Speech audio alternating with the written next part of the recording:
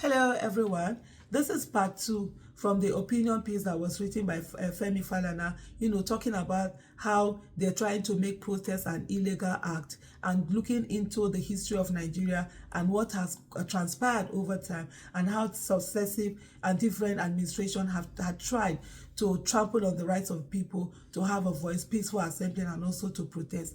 He had mentioned quite, if you've not watched the part 1 before, please you can kindly go ahead and watch it so that you'll be able to have the flow.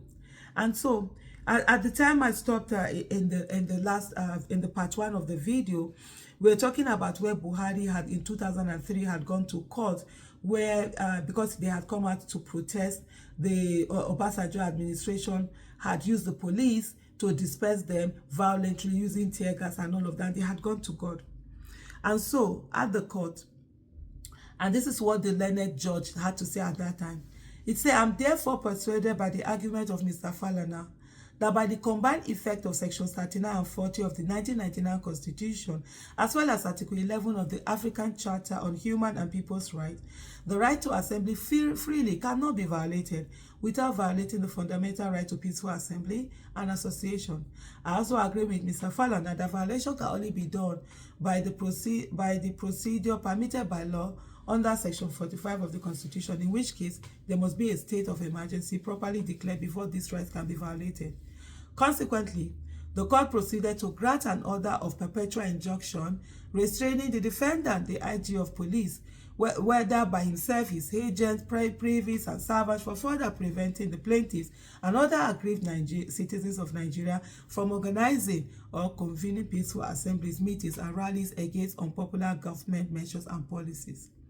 The appeal against the judgment was dismissed by the Court of Appeal, aka JCA, as she then was asked, "How long shall we continue with the present attitude of allowing our society to be haunted by the memories of oppression and gagging meted out on us by our colonial masters through the enforcement of issuance of permit to enforce our rights under the Constitution?"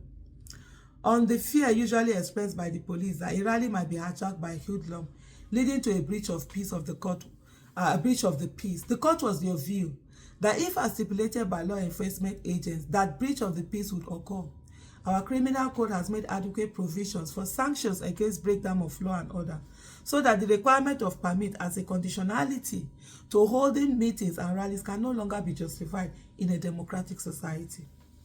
In his contribution to the leading judgment of the court, Mohammed JCA confirmed that police permit is alien to a democratic society when he reiterated that in present-day Nigeria, clearly, police permit has outlived its usefulness. Certainly, in a democracy, it is the right of citizens to conduct peaceful processions, rallies, or demonstrations without seeking and obtaining permission from anybody. It is a right guaranteed by the 1999 Constitution, and any law that attempts to curtail such right is null and void and of no consequence.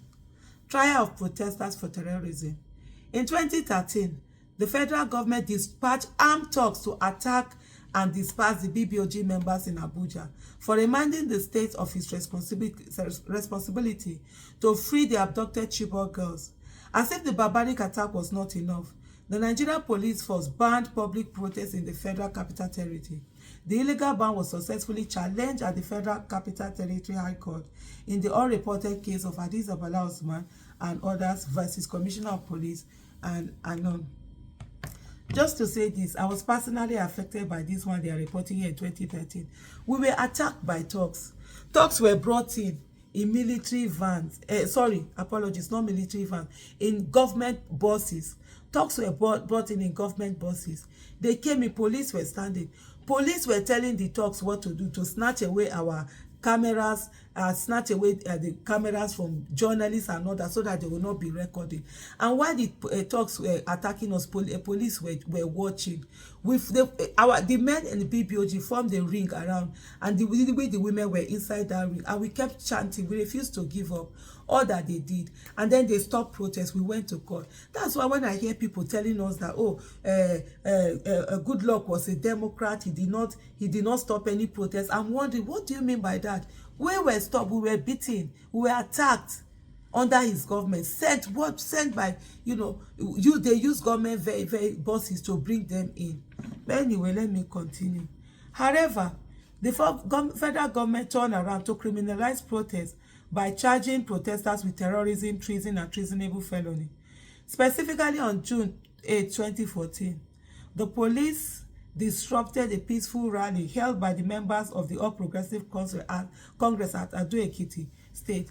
Mr. Niyi Afuye, the then Ekiti State Commissioner for Information and Government Affairs, and 10 other protesters were arrested and taken to Abuja. And they will tell us that Jonathan did not do any of this thing. All of them have gotten there. And this must stop. People cannot get into office and then begin to oppress the people that voted them into office. After their brief detention, the protesters were charged with terrorism by Attorney General of the Federation, Mr. Mohammed Adoke San. As counsel to the defendants, we filed a preliminary objection to challenge the charge under Section 1, Subsection 3 of the Terrorism Prevention Act, which exempted protest or strike. As the federal government had no reply to our preliminary objection, the charge of terrorism was withdrawn, while the Federal High Court dismissed it. Trial of protesters for treason. On August 8, 2019, the State Security Service obtained an order of the High Court to investigate Mr. Moyele Sowore for terrorism for planning to convene a protest against Muhammadu Buhari administration. At the end of the investigation, Mr. Moyele Sowore and mandate were charged with treasonable felony, money laundering, and cyber stalking. Based on our preliminary objection against the frivolous charges, the Federal High Court struck out the counts of money laundering and cyber stalking. Even though the State Security Service had listed 8 witnesses, only one was called to give evidence against the defendants. Under cross-examination, the witness admitted that the President Muhammadu Buhari, who led the bunch of coup plotters who overthrew the regime on December 31, 1983, had not been tried for treason. The witness also admitted that General Buhari had called for a revolution akin to the 2011 revolution in Egypt, which sacked the elected Morsi administration. To prevent the defense from further taking advantage of the cross-examination of the remaining prosecution witnesses, the then Attorney General of the Federation, Mr. Abubakar Malami San, took over the case from the State Security Service. As the prosecution could not call any of the remaining witnesses, the case was subjected to several adjournments. The defense was compelled to apply for the striking out of the case for want of diligent prosecution. Having inherited the case, the current Attorney General of the Federation, Mr. Lateef Fagbemi San, reviewed it and decided to file a null prosequi motion to terminate the trial in exercise of your powers under Section 174 of the Constitution of Nigeria, 1999 as amended. Consequently, the ill-advised treasonable felony charge was struck out by Federal High Court. It is therefore curious that the Bola Tinubu administration has turned around to clamp down on radical citizens and thereby exposing the country to unprecedented ridicule. In order to control the protest, the government of the Federal Capital Territory, Lagos and Ogun State, filed ex parte application before the High Court on the eve of protest. The judges granted the ex parte orders without paying due attention to the judgment of the Court of Appeal in the case of IGP versus ANPP 2008, 12 WRN 65. In granting orders restricting the protesters to some designated centers, the judges pretended not to know that under Section 83, subsection 4 of the Police Establishment Act 2020, it is the duty of the police to provide adequate security for protesters during rallies, public meetings, and processions. However, the basis for charging 10 protesters for treason and terrorism for participating in the August 2024 protest is to scare Nigerians from challenging the unpopular policies of the government. Hence, the reasons adduced for the detention of the defendants are completely jejune. For instance, Comrade Michael Adaramoye has been charged with treason because he answers to the sobriquet Lenin. Comrades Elejo Opaluwa and Mosiu Abolaji are also detained in the same police station for belonging to a socialist organization that supported the protest. In conclusion, it is public knowledge that under the current political dispensation, top military officers have repeatedly disclosed that they were under pressure from certain politicians to sack the civilian regime and replace the same with military rule.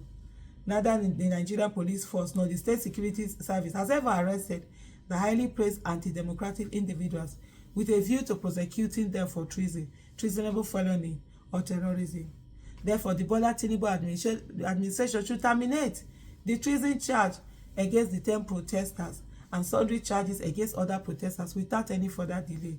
However, if the frivolous charges are not withdrawn, we shall not hesitate to take advantage of the trial to prove that it is the zealous implementation of the neoliberal policies by the Bola Tinubu administration that is provoking Nigerians to protest against the government and its imperialist masters.